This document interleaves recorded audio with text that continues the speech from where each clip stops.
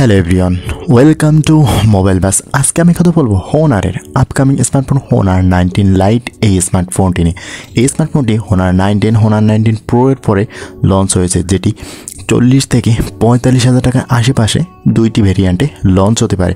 এই স্মার্টফোনটি বেশ ভালো ফিচার্সই অফার করেছে। 90Hz রিফ্রেশ রেট, 256 জিবির মতন স্টোরেজ সহ বেটার প্রসেসর সহ এসেছে এই স্মার্টফোনটি। তো চলুন জেনে নেওয়া যাক এই স্মার্টফোনটি সম্পর্কে বিস্তারিত। প্রথমে যদি এই স্মার্টফোনটির ডিজাইন এবং বিল্ড কোয়ালিটি নিয়ে কথা বলি, ফোনটি দেখতে বেশ চমৎকার। বক্সি টাইপের ডিজাইন এবং ব্যাক প্যানেলে গ্লোসি ফিনিশ দেওয়া হয়েছে, যেটি বেশ অসাধারণ। স্ক্র্যাচ এবং ফিঙ্গারপ্রিন্ট পড়ার পসিবিলিটি একেবারেই নাই। এই স্মার্টফোনটি ক্যামেরা ডিজাইনটিও বেশ সুন্দরভাবে সাজানো হয়েছে। ট্রিপল রেয়ার ক্যামেরা সেটআপে এসেছে এই স্মার্টফোনটি, যেটি দেখতে বেশ চমৎকার। ছোটখাটো ক্যামেরা বাম্পের সাথে দেখতে অসাধারণই লাগে। এই স্মার্টফোনটি ওয়েট থাকছে 179 গ্রাম এবং থিকনেস 7.5 মিলিমিটার। ফোনটি পাওয়া যাবে তিনটি কালারে, টাইটেনিয়াম সিলভার, সেয়ান লেক এবং মিডনাইট ব্ল্যাক কালারে। এই স্মার্টফোনটি বাজেট অনুযায়ী ডিজাইন এবং বিল্ড কোয়ালিটির দিক থেকে যথেষ্ট সুন্দর থাকছে। ফোনটির আউটলুকটা অসাধারণ থেকে যাচ্ছে। এরপরে আসে স্মার্টফোনটি ডিসপ্লে সেকশনে। ফোনটিতে অফার করা হয়েছে 6.7 ইঞ্চির একটি IPS LCD 90Hz রিফ্রেশ রেটের ডিসপ্লে, যেখানে 1080x2388 পিক্সেল রেজুলেশনে ডিসপ্লে অফার করা হয়েছে। 391 PPI ডেন্সিটি পিক্সেল ডেন্সিটি থেকে যাচ্ছে। তবে এই স্মার্টফোনটির ডিসপ্লে সেকশনে বেশ ঘাটতি থাকছে। IPS LCD এবং 90Hz এর বদলি হিসেবে এই বাজেটে অন্তত 120Hz রিফ্রেশ রেটের মতন থাকাটা উচিত ছিল।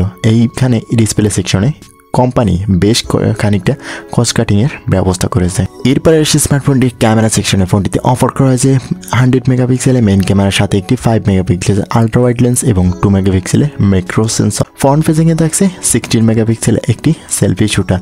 উভয় ক্যামেরা দিয়ে 1080p 30 fps ভিডিও রেকর্ড করা যাবে। তবে এখানে ক্যামেরা সেকশনের মেইন ক্যামেরাটা 100 মেগাপিক্সেলের হলেও সাথে 5 মেগাপিক্সেলের আলট্রা ওয়াইড এবং 2 মেগাপিক্সেলের ম্যাক্রো লেন্সটা যথেষ্ট সাদাসিধে এবং ছোটোখাটো হিসেবেই দেখা যাচ্ছে। এই স্মার্টফোনটির মেইন ক্যামেরা দিয়ে মোটামুটি বেশ ভালো ছবি তোলা গেলেও এই স্মার্টফোনটির আলট্রা ওয়াইড এবং ম্যাক্রো লেন্সটা আপনাকে হতাশ করবে। ফ্রন্ট ফেসিংয়ে 16 মেগাপিক্সেলটা সেলফি তোলার জন্য মোটামুটি বেশ ভালো ছবি প্রোভাইড করবে। ওভারঅল ফ্রন্ট ফেসিংয়ের ক্যামেরাটা বেশি ভালো থাকছে এই বাজেটে। এই স্মার্টফোনটির ফ্রন্ট ফেসিং ক্যামেরাটা মোটামুটি বেশ ভালো। এরপরে আসছে স্মার্টফোনটির পারফরমেন্স সেকশনে। ফোনটিতে অফার করা হয়েছে মিডিয়াটেক ডায়মেনসিটি 6020 এর একটি 7 ন্যানোমিটারের চিপসেট, যার CPU হিসেবে থাকছে 2.2 GHz অক্টাকোর এবং GPU হিসেবে থাকছে মালি G57MC2।